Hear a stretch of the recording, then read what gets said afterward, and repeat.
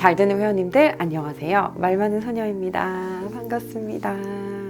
여러분 요즘에 어떻게 지내고 계세요? 예전 같으면 지금 연말 분위기로 좀 시끌벅적해야 되는데 올해는 좀 그런 분위기가 없는 것 같아요. 저만 없는 거 아니겠죠? 저만 왕따인 거 아니겠죠? 아무래도 뭔가 좀 사람들 간의 거리를 두고 산 지가 벌써 한 3년이 됐잖아요. 저는 성인이 돼가지고 그 3년이라는 시간이 6분의 1 정도의 시간이었어요.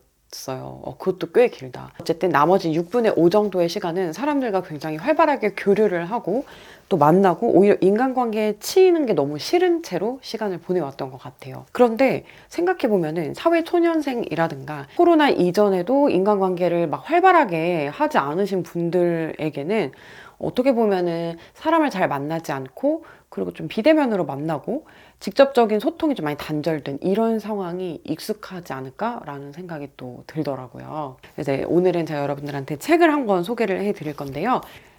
이게 다 외로워서 그래 라는 책입니다. 아마 여러분들도 굉장히 많이 구독하고 계시는 오마르의 삶 채널, 그 오마르 님이 쓰신 책이에요. 알고 보니 현대사회의 자기관리란 외로움 관리였다. 외로움이라든가 관계를 잘하는 법이라든가 그런 거에 저는 딱히 관심이 없었어요. 그리고 사실 관심을 두려고 하지 않았어요. 뭔가 사람의 온기를 그리워하는 것 자체가 내 자신이 뭔가 을인 것 같고 내 자신이 뭔가 약간 사회에서 소외되어 있거나 아싸인 것 같고 조금 찌질하게 느껴지는 거예요. 그래서 오히려 저는 그 외로움을 이렇게 표현을 하면서 살았던 것 같아요.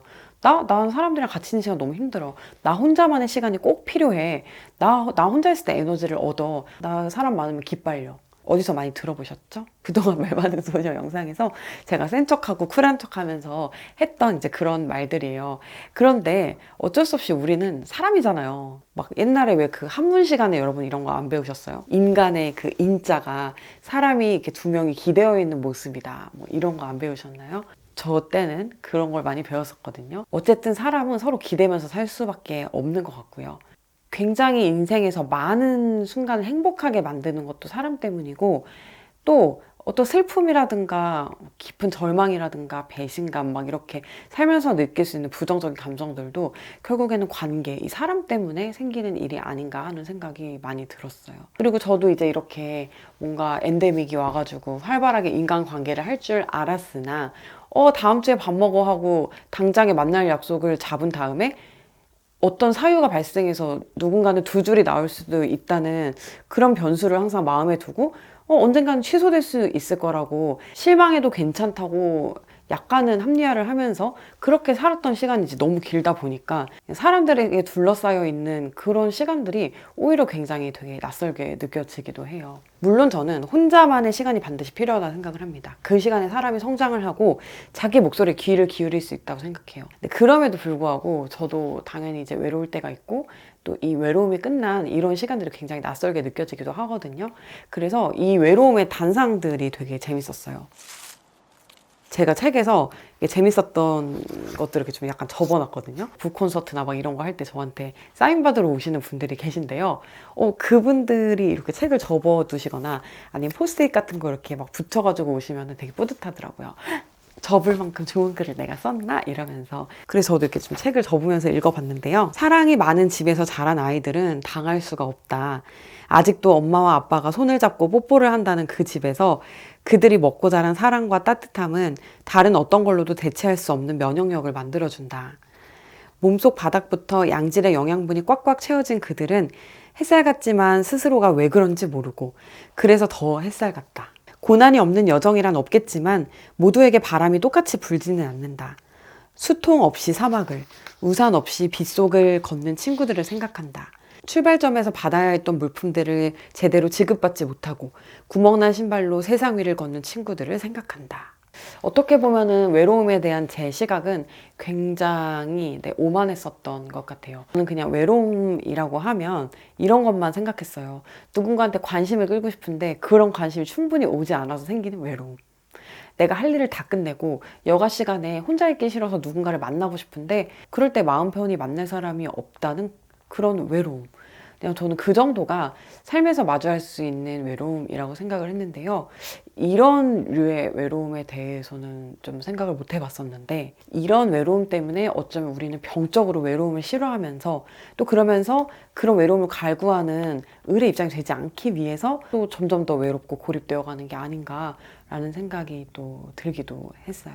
누가 좋아진다, 예쁘거나 잘생겼거나 꼭 그런 건 아니더라도 보통은 피상적인 이유로 다가간다, 밥 한 끼를 먹고 커피 한 잔을 마신다, 영화를 보고 나와서는 그가 좋은 사람인 것을 확신한다, 아무런 근거는 없다, 다만 내 맘에 든 이 사람은 좋은 사람이어야 하고 오늘은 날씨도 좋고 기분도 좋으니 그는 좋은 사람인 것이다. 곧 싸운다. 처음부터 있었지만 마치 지금 생겨난 것처럼 느껴지는 단점을 알게 되고 놀란다.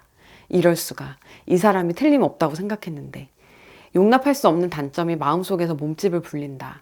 헤어진다. 슬픔에 빠진다. 절친이 제법 뼈있는 조언을 한다.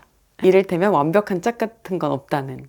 문장이 너무 위트 있고 재밌지 않나요? 네, 사랑은 보통 그렇게 굉장히 이기적이고 주관적이고 감정적인 이유로 시작을 해서 그 환각의 약간 안개 같은 게 거치고 나면은 현실이 보이면서 그렇게 원래 있었던 건데 내가 이제야 본 거면서 네가 숨긴 것처럼, 상대가 숨긴 것처럼 그렇게 오해를 하고 그렇게 다투고 그렇게 끝나는 것이 일반적이죠. 그리고 나서 원래 있었던 자리, 그러니까 우리가 혼자이고 외로웠던 그 자리로 돌아와가지고 우리 이제 또 생각을 하는 거예요. 아, 나 왜 이렇게 외롭지? 그래, 역시 다른 사람을 찾아가야 되겠네 하고 또 다시 이 과정을 반복을 하고. 네. 누구나 타인의 마음에 파문을 일으키고 싶어 한다. 자신이 여기 살아있다는 사실을 알리고 싶어 한다. 주목을 받고 싶어 한다. 하지만 그와 동시에 타인에게 피해를 주지 않으려 한다. 저는 너무 쓸쓸해서 저를 내려놓아 버렸습니다. 절 좀 쳐다봐 주세요. 자동차 머플러가 찢어지는 듯한 굉음은 꼭 그런 절규처럼 들린다. 굉음을 내는 스포츠카처럼 나 한번 봐줘를 막 절규하는 것 같은, 네, 그런 남의 가슴에 파문을 일으키고 싶어하고 존재를 알리고 싶어하는 그런 종류의 외로움도 있는 거고요. 그리고 또 제가 막 공감해서 네, 형광펜 치면서 읽었던 것도 있는데요. 오래전 여러 가지로 참 힘들었을 때 왜 그렇게 말싸움에 지기 싫었는가 하면 돈이 없어서, 그냥 돈이 없어서였다. 돈이 없어서라고 말하면 좀 씁쓸하지만 결국 오늘은 쪼들리고 내일은 불안한 상태여서 그랬다는 거다. 그러니 돈 말고 딱히 다른 이유라고 할 것도 없었다. 그 시절 나는 돈이 없어 성질이 더러웠고 말싸움에 지기 싫었다. 너무 솔직하죠? 네. 그리고 너무 공감돼요. 그땐 말싸움 좀 져주면 큰일이라도 나는 줄 알았다. 사과조차 여유가 있어야 가능하다는 걸 몰랐다. 돈이라는 걸 조금 벌어보니 이번에 능력 있고 근사한 사람들을 인맥이랍시고 열심히 주워 담는 기회주의자들을 만나게 됐다. 그들이 마냥 싫은가 하면 그게 또 아닌 것이 문제였다. 예전 같았으면 내게 눈길조차 주지 않았을 사람들이 친한 척을 해오면 속으로는 그를 경멸하면서도 한편 뿌듯하기도 했다. 기꺼이 그의 액세서리가 되어주는 천박한 방식으로 나의 가치를 확인하고 집에 돌아오는 길이면 제3자가 된 것처럼 내 모습을 비웃었다. 이렇게 신랄한 자기 고백이 있어요. 또 이 시각이 너무 재밌었어요. 어떻게 보면 제가 가지고 있지 않은 너무 위트 있고 그리고 너무 섬세한 시각인 거예요.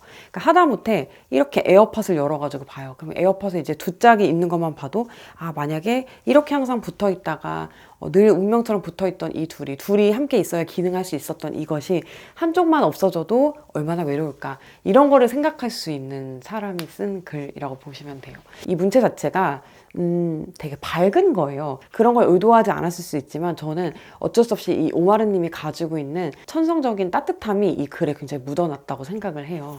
그래서 읽는 내내 외롭지만 되게 훈훈한 기분을 많이 느꼈고 부담감과 고독함, 이런 거를 제가 많이 느끼고 있던 찰나에 이 책을 읽으면서 아, 조금은 이런 외로움이나 고독함에 대해서 가볍고 재미있게 생각해 보는 건 어떨까 하면서 저는 네, 의외의 힘을 굉장히 많이 얻게 됐습니다. 그리고 이 글들이 누구나 느껴봤을 관계 속에 있는 나라는 사람에 대한 성찰이더라고요. 따뜻하고 또 몽글몽글하고 위로가 됐지만 아차, 나 좀 이런 사람이 되고 있진 않았나?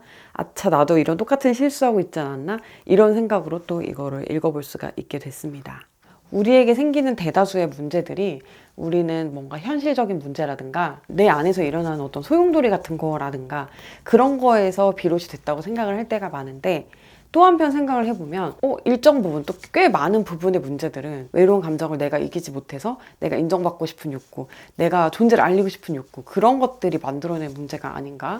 그리고 글쓰기를 시작하시는 분들이 이 책을 읽어보시면 글은 이렇게 쓰면 되는구나, 이렇게 쓰면 공감의 글쓰기를 할 수 있구나 라는 거를 또 배울 수 있는 책인 것 같아가지고, 에세이가 조금 싫으신 분들도 이 글쓰기의 글맛을 보는 또 재미에 보실 수 있는 책이라고 생각을 해요. 내년 하반기부터는 만 나이가 시작이 된다고 해요. 그래서 저는 38이었다가 내년 10월까지 다시 37살이 될 예정이어가지고 뭔가 나이를 먹는다는 느낌이 조금 덜 들기도 하더라고요. 또 한 해를 돌아보면서 어떤 성과에 대한 것, 자기 개발에 대한 것들을 생각하셨을 수도 있지만, 만약에 관계가 좀 어려우셨다면, 그리고 내 안에 있는 어떤 외로움이나 관심 받고 싶은 마음이 좀 어려우셨다면 이 책으로 또 위안을 받으셨으면 좋겠다는 생각을 했어요. 좋은 관계 속에서, 양질의 관계 속에서 가슴 벅차고 따뜻한 연말연시 보내시길 바랄게요. 그럼 우린 또 다음 영상에서 만나요. 안녕.